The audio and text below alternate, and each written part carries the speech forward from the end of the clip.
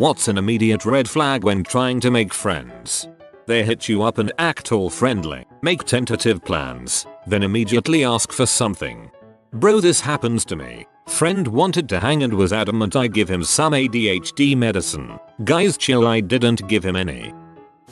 If you feel like you have to change yourself to get along with them, I'd like to note that changing yourself is different from being the best version of yourself. Friends that make you want to up your own game are good friends to have. If one of the first conversation you have with people ends up with them bad mouthing their other friends, I'd keep my distance, because you know deep down that they will talk like that about you too. Someone who's always sees themselves as the victim even when they're in the wrong.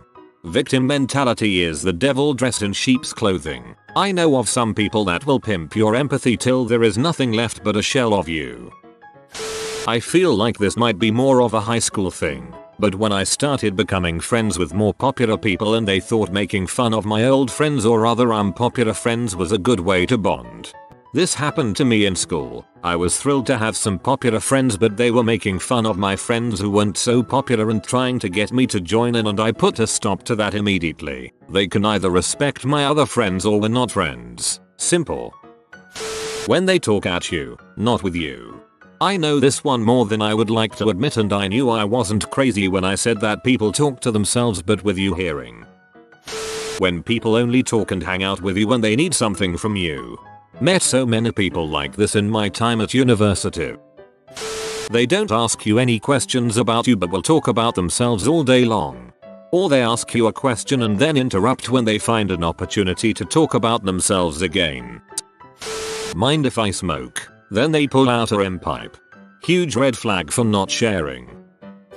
If someone only ever talks about themselves, never asks how you're doing, that's a one-way street I have no interest walking down. Always been a victim of that lol. When you don't like them, I swear people miss this one all the time. Simple but so important. When I stop liking a friend for whatever reason, usually I find a side of them that I can't stand, I'll drop them. Somehow, most people I know would just stay friends with them. Asking to borrow money. Great spenders are often bad lenders. Ben Franklin. When they keep trying to top you. Oh yeah, well I did this. I had a friend that did this constantly, like you couldn't say anything without her having done the same thing or done something better at some point. When I finally was like, can we not with the one-upping, it makes me feel bad she pretended to cry and dramatically ended the friendship, lol, what a mess. Unprovoked passive aggression. Yeah, thanks Sagashiro, I'm sure we'll find some great examples further down this thread. Getting super close really quick is a red flag for me. The last time that happened I was the rebound and the person only befriended me in spite of their ex-BFF. It's happened to me too, same situation. Someone who always tries to one-up you in experiences. For me, as a gay man, it's when a girl makes a comment about needing a gay best friend, or says something like gay people are so funny, or clearly starts to treat me differently, in a superficial way. When they find out I'm gay, it makes me immediately see them as shallow and I feel like I'm being used as an accessory. Instantly wanna spend time with me 24/7 and gets offended and takes it personally if I can't hang out or simply don't want to. As an introvert who never had much friends, I do this unfortunately. It's a bad habit that I actively try to shake.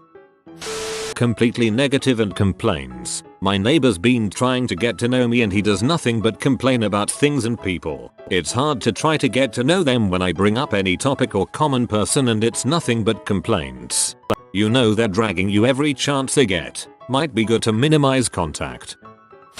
Someone who constantly talks about how they suffer from so and so mental disorder and uses that as their excuse to act the way they do. I am fully supportive of any mental disorder and have full sympathy and support of anyone suffering from mental disorders. This is purely personal experience. Mental illness is an explanation for someone's behavior, not an excuse. I have a mental illness and I swear by that statement. Somebody willing to be my friend. Don't have time for those with poor judgment. I don't want to belong to any club that'd have me as a member. Overt clinginess from the start. A one-upper. You don't always need the best story, the worst story, the most anything story. It makes friendships hard cause they don't need to be a constant competition. If they trash talk their other friends behind their back with you, it doesn't mean that they trust you and want to enhance that you are a better friend. It means they will trash talk you with those friends behind your back too, and probably already have. Absolutely, even if they are treating you nicely, it's not your turn yet. People who gossip or mock people behind their back. It's a very ugly behavior and also likely to spread to you gossiping too if you aren't careful. Gossiping not only means that person probably crap talks you behind your back, it also means they seek drama. Plus gossiping leads to a lot of bad misunderstandings when people start twisting truth for a better gossip story. Avoid people who gossip and your life will be a lot less stressful. As a person who gossips a lot, I can agree with this. If the person rants and raves about politics and doesn't discuss anything else, ever, especially unprompted, everything turns into a rant about politics. Even if I agree with the person, it's tiresome. If they're constantly talking crap about other people. My friend needed a place to stay when her BF kicked her out. We gave her our place for the weekend while we were out of town. Came back and the house was trashed. She told us that she had as many as 10 people come over. She also had a boy stay over who she said slept on the couch, but it was pretty obvious they slept in our bed. This is why you don't let people who aren't immediate family stay at your place when you aren't there. You catch them lying or changing their story as they tell it from person to person. Always a sign that they are perpetual liars. Or when their stories are always exaggerated. You've been there along with them, but their narration to someone else is always exaggerated. Non-stop talking about their own stories. If they ask for money when they barely know you. When you and they both belong to the same minority group and that singular defining thing is the only thing they want to talk about. I'm transgender and I had a co-worker who was also transgender. The only thing she ever wanted to talk to me about was transgender issues, being transgender, and this transgender group she wanted me to attend with her. I did not go because I had a life outside. Before quarantine happened, once I quit that job, she would message me on Facebook to send me memes about being transgender that she thought were funny. I stopped replying and slowly she did too. The last time she messaged me, she tried once again to talk about being transgender and that was it. It's literally her entire life. I can't change that for her, but if one thing, one interest, or one trait make up a person's whole life, they have a problem. It doesn't matter if it's alcohol, physical relations, being Christian, being gay, being transgender, liking football, or heck, maybe they like Beanie Babies WAAAAY too much. If a person's entire life is one single revolving door, they have a problem. They don't take no for an answer or respect your boundaries. That and when they mock you for something you like, enjoy them treating you like their personal therapist. It's completely fine to vent and all, but your friends have emotions and issues too. Had a super close friend for 2 years who basically refused to get any help for her self-harm and suicidal thoughts because why talk to a therapist when I have friends like you? Tried my best to help her, but the friendship was overall really bad for my mental health.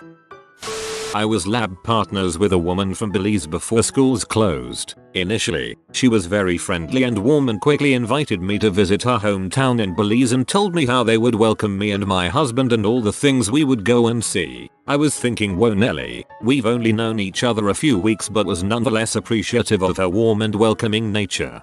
During our breaks, she'd often try and buy me coffees and share her food with me even though I didn't need it. We switched to Zoom meetings and online work but maintained our lab groups from class. Within the first 2 weeks of online labs, she threatened her 6-year-old twice that he was going to get a beating and often marched out of her room screaming at him during our video calls. Then she threatened to beat me with her belt over her knee because I hadn't finished some work that was due a week from then. For the record, I'm a 29-year-old woman. For a multitude of reasons, I ended up getting permission from my professor to finish the labs on my own. Turns out that overly warm vibe has a nasty flip side.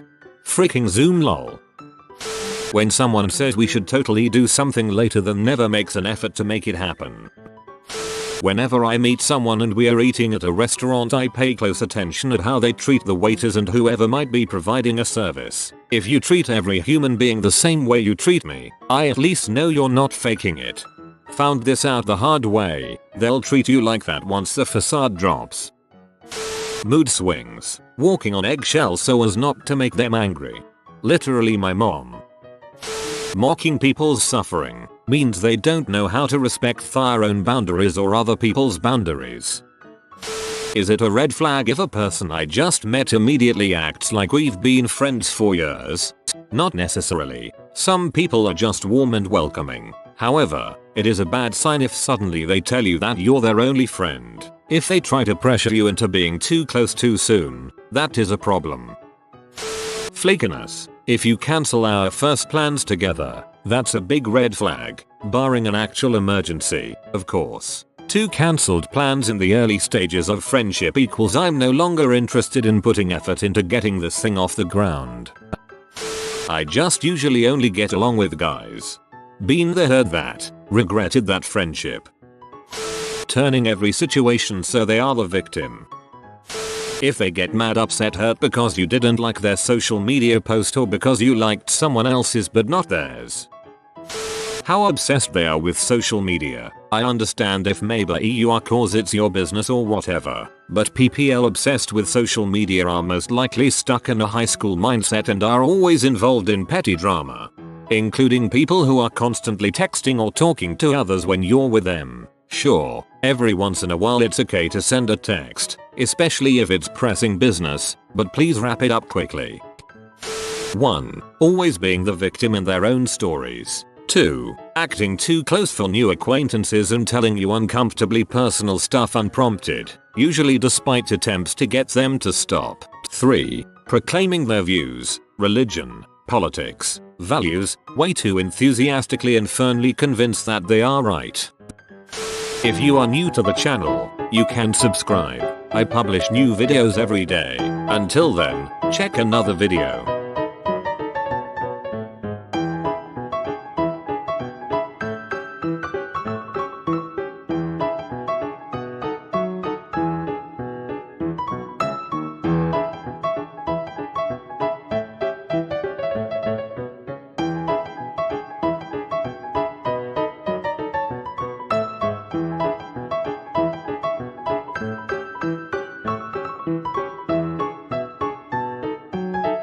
Bye for now.